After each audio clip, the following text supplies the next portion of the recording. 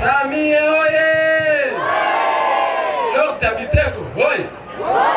Ndugu wana Bukombe, nilisimama mbele yenu hapa, naitwa ndugu Ivan Samson Moshi, ni mwenyekiti wa UVCCM mkoa wa Kilimanjaro.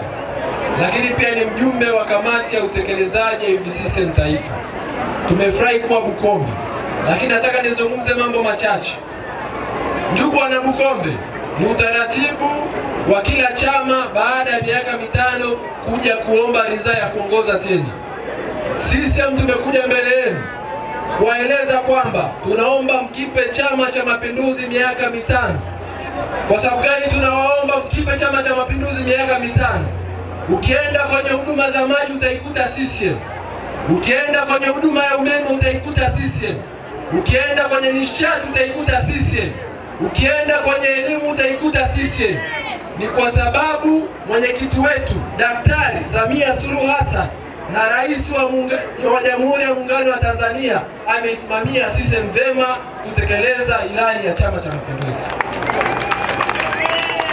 Lakini tunakuja mbele zenu tukiwaomba kwamba vijana, wakina mama, wakati wa kutimiza ndoto zenu umefika. Tunapoenda kwenye uchaguzi, kama unaona una sifa, una vigezo vya kugombea udiwani, basi usisite kufanya hivyo. Kama unaona una sifa na kigezo cha kugombea ubunge, basi tunaomba usisite kufanya hivyo. Lakini kwa nafasi ya urais, tumeshasema mgombea wetu ni Samia Suluhu Hassan. Ifikapo muda wa kupiga kura, tukapige kura za kutosha ili tuone tena mema ambayo ataweza kutuletea katika taifa letu la Tanzania. Kidumu Chama cha Mapinduzi. Mama Samia.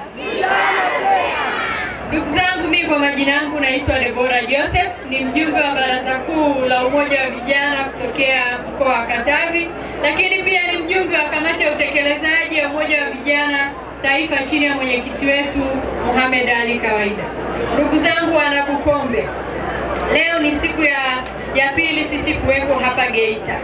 Tumejionea mambo mengi makubwa sana yaliyotekelezwa na serikali inayosimamiwa na Chama cha Mapinduzi. Maana yake nini?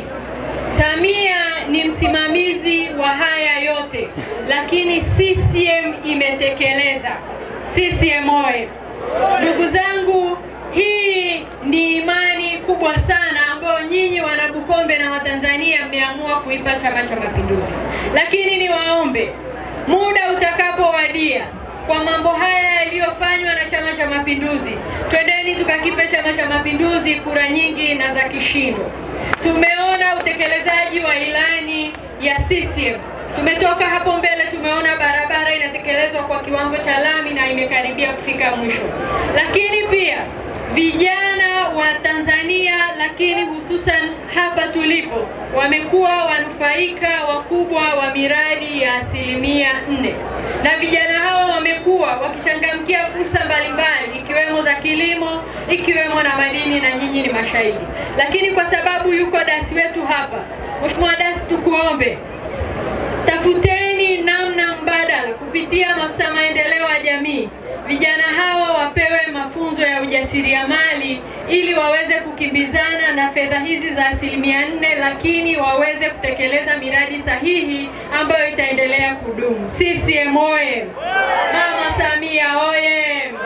Kwa nini ninasema vijana kujengewa uwezo? Ndugu zangu, ni wakati wetu sisi vijana. 60% mpaka 65% ya idadi ya Watanzania ni vijana.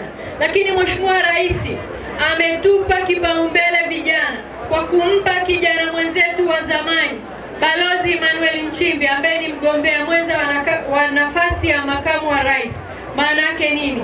Vijana tunaendelea kuaminiwa. Kwa tusikae kinyonge, tuendelea kusimama na kuwa mstari wa mbele. CCM oye!